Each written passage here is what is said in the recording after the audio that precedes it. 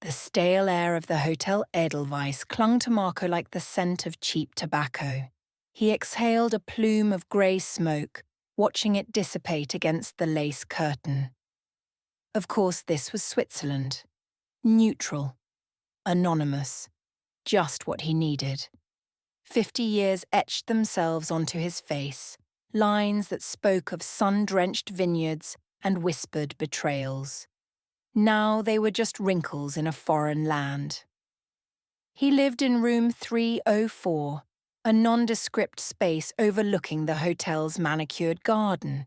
His days were a monotonous cycle of lukewarm coffee, chain smoking, and observing the other guests, a gaggle of boisterous German tourists, a perpetually weeping woman in a fur coat, a stoic businessman who never seemed to sleep.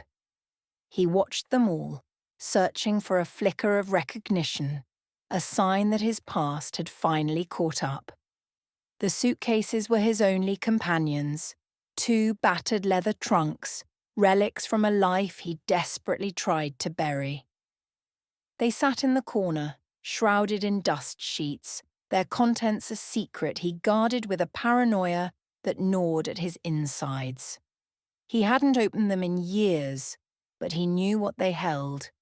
Faded photographs, a tarnished silver locket, and the weight of a choice that had irrevocably altered his destiny. He'd been a young man then, full of fire and ambition. The vineyards of Tuscany were his kingdom, and Isabella with her eyes like the summer sky, his queen.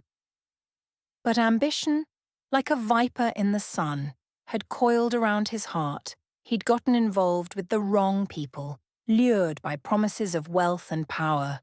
The suitcases held the evidence, the tangible proof of his betrayal. One evening, a new guest arrived, a tall, gaunt man with eyes that held the cold glint of steel. He checked in with a curt nod and disappeared into room 306. Marco felt his blood turn to ice. The man's face was unfamiliar, yet there was something in his posture, in the way he carried himself, that triggered a long-dormant fear. That night, Marco couldn't sleep. He paced the room, the floorboards creaking beneath his feet.